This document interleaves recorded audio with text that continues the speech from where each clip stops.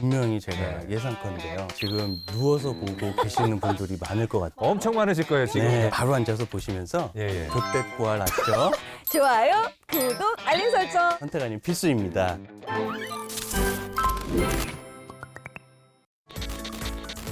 역사적 흐름을 통해 그때 그 시절 질병을 재조명해보는 시간. 저는 MC를 맡은 가수 신성. 역사간사 최한나입니다. 오늘은 지난번에 다뤘던 근골격계 질환. 이번에는 심화편이라고 할 수 있는 내용에 대해서 좀 더 심층적으로 다뤄보려고 합니다. 이에 관련해서 전문적인 이야기를 들려주실 원장님을 모셨습니다.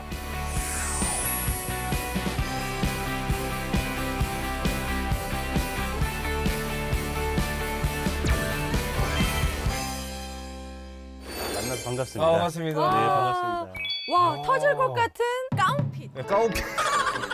이렇게 가운핏. 이렇게 터질 좋아요. 것 같은 가운핏은 처음이에요. 이 야. 팔 벌크업이 그리고 너무 잘생기셨어요, 우리 선생님. 감사합니다. 자리 바꾸면 안 돼요, 저랑? 자리 네. 바꾸면 안 돼요, 저랑? MC입니다. 아, 네. 네, 너무 반갑습니다. 채통을 좀 지켜주시면. 근골격계 질환의 심화편이라고 했잖아요. 어떤 이야기 들려주실지 너무 궁금해지는데요. 저도 궁금합니다. 네네. 이번 편에서는요. 네. 근골격계 질환이 발생했을 때 치료도 물론 중요하지만 네. 뭐 어떻게 해야 재발이 안 생길 수가 있는지 제가 예, 예. 좀 자세하게 오늘 알려드릴 예정입니다. 네, 네네. 선생님 오늘 믿음직스러워요. 일단은 진짜 벌크업도 좋으시고 이 딱 외모에서 도수 치료 이렇게 딱 지금 그러니까 이게 네, 손맛이 장난 아니실 것 같아요. 그때.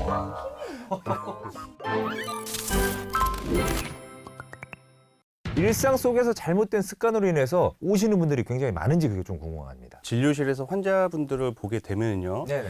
공통적인 특징이 있으세요. 어떤 특징이죠? 항상 오시면 하시는 말씀이 내가 이제 평생 아파 본 적이 없는데 갑자기 이렇게 아파졌다 하면서 부정을 하세요. 아. 본인이 이제 아프다는 게 네.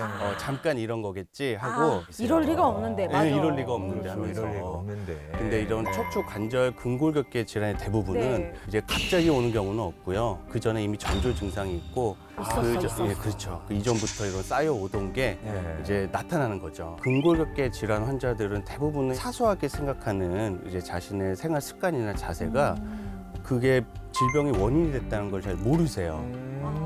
그래서 특히 이제 요즘 분들 같은 경우에 네, 이제 네. 전자기기 많이 쓰시잖아요. 네. 지하철 봐도 다 이러고 계시죠. 아래를 네. 보면서 고개를 숙이는 순간 네. 머리 무게가 훨씬 더 많이 늘어나게 되는데 머리가 이제 무거워진다기보다는 목이 느끼기에 목이 느끼기에 무게가 기하급수적으로 늘어나게 됩니다. 대략 몇 다리 꼬고 앉는 것도 많이 하시죠. 이거 많이 하죠. 이게요. 그 다 영화배우 그 샤론 스톤 그분 이게 다 꾸고 약간 섹시한 느낌 있잖아. 이런 거. 언제적이야, 언제적. 그렇죠. 죄송합니다. 네. 이거 본라이 아니지 않았어요? 아, 네.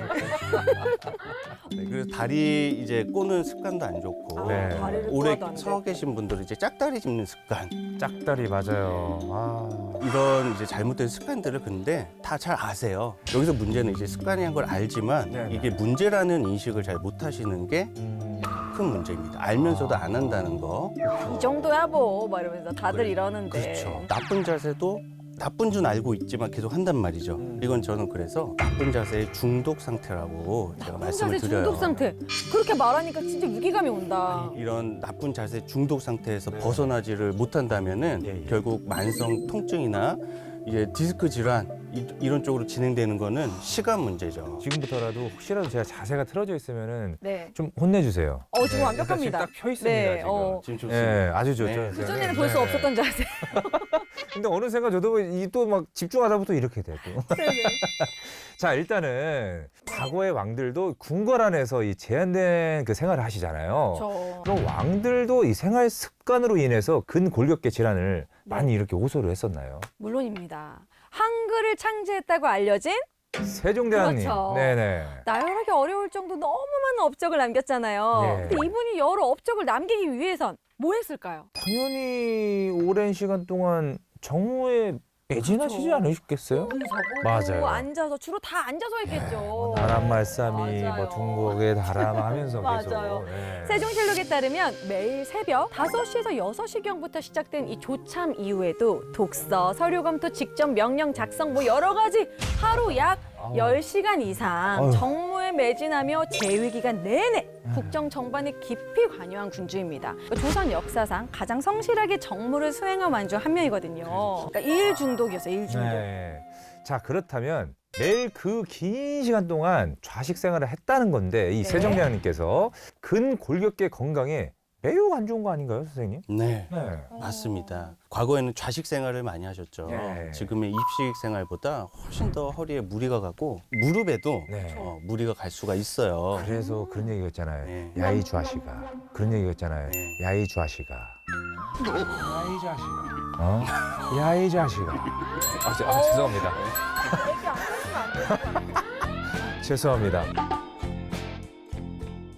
제가 이제 웨이트 트레이닝도 좀 오래 했기 때문에 예. 허리 건강에는 자신이 있었거든요. 아. 근데 이제 한 재작년부터 이제 개원을 하면서 이제 진료실에 10시간 넘게 계속 앉아 있다 보니까 네. 허리 문제가 생기더라고요. 그렇죠, 아프죠. 불편감도 생기고 예. 운동할 때도 이게 없던 통증도 생기고 이런 게 확실히 생기더라고요. 예. 그러니까 운동을 계속 하셨기 때문에 내가? 이런 생각이 들 것 같아요. 네, 그렇죠. 저도 똑같이 환자분들과 같이 내가 괜찮았는데 내가 네. 이러면서 올게 왔구나. 네, 올게요.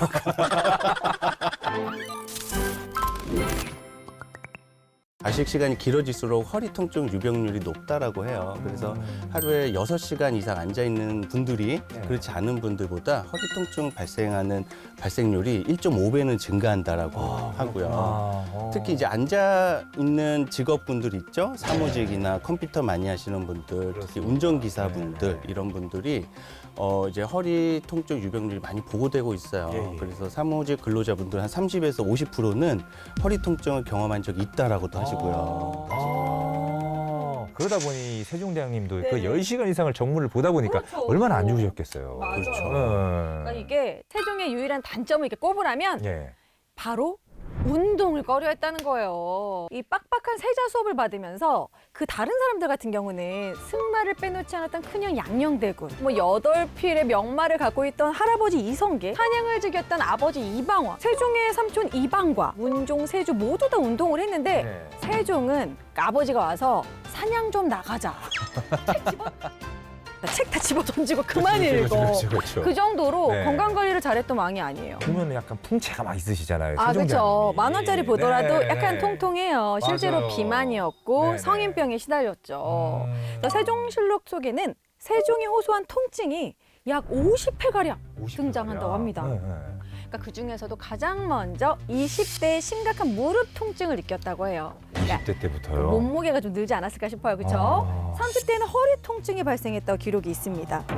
네, 허리 통증이 심해 네. 마음대로 돌아 누울 수도 묵묵히 참을 수도 없었다라고 기록되어 있습니다. 그런데 이런 비만한 몸과 허리, 무릎 통증 뭐 연관이 있나요? 보시는 이제 환자분들 중에 네. 허리가 아프다, 무릎이 아프다 이러신 분들 중에 이제 잘 봤는데 이제 좀 그람 수가 나가실 것 같으면은 체중이. 네, 제가 네. 체중을 여쭤봐요. 네. 그리고 이제 꼭 다이어트를 하시라고 말씀을 드리거든요. 이 체중이 왜 중요하냐면은 일상생활 할 때 본인 체중의 4배까지도 골격의 압력이 가해질 수가 있어요. 그렇구나. 그렇죠. 그래서 내가 만약 1kg가 쪘어? 그럼 실제로는 4kg 정도가 찌는 효과가 나타나는 거예요. 돼지고기 4kg 들어도 진짜 무겁거든요. 진짜 무겁죠. 근데 그게 이제 점점 내 몸에 늘어나는 거잖아요. 와. 특히 이런 허리나 무릎 쪽이 네. 이런 체중의 부하가 제일 많이 걸리는 부분이기 때문에 체중이 늘어나면 좋지가 않겠죠. 네. 거기에 더불어 자세도 좋지가 않다 그러면은 퇴행도 가속화되고 이게 결국에는 디스크 질환, 척추 관절 질환으로 연결되는 경우가 많습니다. 그렇구나. 좀 과거에는 좀 그럼요. 어땠을지. 네. 또 네. 기록을 또 살펴보니까 네, 네. 이제 세종이 내가 궁중에 있을 때에는 조금 불편하긴 하지만 중국에서 온 사신에게 예를 행할 수 있으리라고 생각했다. 네. 그러나 지금 허리와 등이 곳곳 꼿꼿하여 굽혔다 폈다 하기에도 어렵다. 라고 이렇게 기록이 되어 있어요. 그러니까 젊은 나이에도 허리를 굽혔다 폈다가 힘들다고 했어요. 그러니까 이 허리 통증은 내가 평생 안고 가야만 하는 숙질이 되었다라고 고민합니다. 또 이게 안 되다 보면은 이 명나라에 대한 약간 네. 불충이다. 그러니까 인사를 해야 되는데 막 건방지다. 약간 이런 느낌이잖아요. 엄마한테 혼나고 이제 문 닫았는데 네. 바람이 불어서 세게 다쳤을 때가 억울한 느낌. 맞아요. 그러니까. 열었는데 바람 때문에 와당탕 하면은 그러면 이제 바람이야. 나 진짜 인사하고 싶은데 허리가 안 굽혀 이런 느낌이잖아요. 와. 근데 제가 네. 궁금한 게 네. 저 때 세종대왕님의 네. 연세가 어떻게 그때가 20대였다고 해요. 그게 조금 이상하죠. 젊으신데 네. 그러셨다는 게. 그래서 세종대왕님의 이런 증상을 좀 비춰 보면은 네. 척추에 이제 염증이 생겨 허리뼈가 이제 대나무처럼 꼿꼿하게 굳는 병이 있어요. 그래요? 그게 이제 강직성 척추염이라고 하는데 척추요. 그거에 걸리셨을 가능성이 높아 보이십니다. 그 병 이름이 뻣뻣이 굳다라는 뜻인 네. 강직성이라는 단어가 붙는 것처럼 네네. 강직성 척추염 환자의 허리는 4cm도 늘어나지가 않아요. 와. 근데 저는 오늘 처음 듣거든요. 이 강직성 척추염 정확히 어떤 질병인지 궁금합니다. 네, 강직성 척추염이라는 질환은요. 네. 만성 염증을 일으키는 류마티스성 질환의 일종입니다. 예, 예. 특히 이제 척추 골격하고 이제 골반의 구조를 연결해주는 천장 관절이라는 데가 있는데 그쪽에 이제 문제가 생길 수가 있고요. 네네. 척추와 그 주위의 힘줄 인대 등에 염증이 이제 지속적으로 발생하는 게 특징이에요. 그렇구나. 강직성 척추염은 이제 다른 요통 질환과는 다르게 이른 나이에 생긴다는 게 아주 특징적이죠. 오. 그래서 보통 이제 만 26세 전후 젊은 환자들에서 많이 생기고 예, 예. 80% 이상은 30세 이전에 첫 증상이 발현되게 됩니다. 근데 만약에 이 현대 사회에서 해당 질환을 호소하는 환자가 내원하게 되면 어떤 치료가 진행되는지요, 선생님? 먼저 이렇게 병력을 청취를 하면서 네네. 의심을 해봐야 되겠죠. 네네. 그래서 젊으신 분인데 강직성 척추염이 좀 의심이 된다 하면은 혈액 검사뿐만 아니라 네. 특정한 유전자 검사가 있어요. 이런 것들을 그쵸. 음. 그래서 이런 여러 가지 검사들을 종합을 해서 이제 진단을 하게 되고 네. 꾸준히 관리하면은 증상이 완화될 수가 있고요. 네. 거의 정상적인 생활이 가능하기 때문에 관절을 유연하게 유지하는 운동요법과 염증을 완화하는 약물요법 그리고 올바른 자세 지금 올바른 자세 굉장히 지금 제가 보고 있는데 사실 아까부터 틀어짐 없이 잘하고 계세요. 아까부터 네. 이제 옷에 가려졌지만 네. 이렇게 내려갈 때마다 그러신 것 계속해서 같아요. 그냥 혼자 예. 이렇게 해서 최한나님은 조금 좀 제가 그렇지 틀어졌나요? 못하셨는데 아, 그럴까요? 자, 잘하고 틀어졌어요. 계세요. 선생님께서 다양한 이 케이스들, 이 환자분들을 치료하셨을 텐데 그 중에서도 가장 기억에 남는 이 치료 케이스가 있다면요. 그 상대적으로 좀 이제 젊으신 분들인데 운동도 좋아하시고 네. 그리고 본인 몸에 좀 관심이 많으시고 그런데 아파서 오셨단 말이죠 병원에. 네네. 의외로 체형 불균형이 있으신 분들이 많이 계세요. 그러면은 많이 놀라세요. 내가 이렇게 몸이 많이 삐뚤어져 있었나?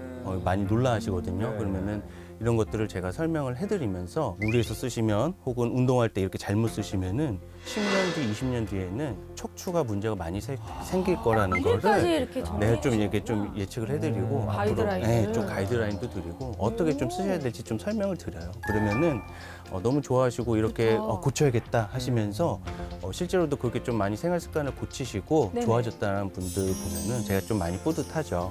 약간 그 어린아이들 성장 클리닉처럼 우리들도 약간 그런 그렇죠. 거네요. 이제 네. 중년, 노년 클리닉 미리 네. 준비. 미리 하셔야 됩니다. 너무 늦어지면은 네네. 사실 이제 아프고 오신 다음에 이제 드릴 말씀이 없어요. 네. 마지막으로 이 방송을 보고 계시는 우리 시청자분들에게 하고 싶은 말씀 좀 있으시다면요. 분명히 제가 네. 예상컨대요. 네. 지금 누워서 보고 계시는 분들이 많을 것 같아요. 엄청 많으실 거예요. 뼈 지금. 때려, 뼈 때려. 네. 바른 자세로 유튜브 신청하시고요. 지금 다들 이러실 것 같아요. 이러고 보고 놀라서 있다가 그렇죠? 어머 이렇게 앉아가지고 이렇게 과몰입을 보고 어깨 계시면 펴고. 바로 앉아서 보시면서 예예. 좆댓구알 아시죠? 좋아요, 구독, 알림 설정. 네. 선택아님 필수입니다. 네. 좆댓구알. 갑자기. 선생님께서 이 말씀하신 거 처음이라서 깜짝 놀랐습니다. 자 이렇게 좆대꾸아를 외쳐주시는 우리 오성관 선생님 마지막으로 오늘 출연에 대한 한 줄평 부탁드리겠습니다. 근골격계 질환은 네. 나쁜 자세의 결과다. 올 게 왔어. 뼈 때린다. 네. 네, 오늘 이렇게 선생님 모시고 정말 재미난 이 근골격계 질환에 대해서 네. 이야기를 나눠봤습니다. 저희는 더 재미있는 이야기로 다음 주에 다시 찾아오겠습니다. 감사합니다.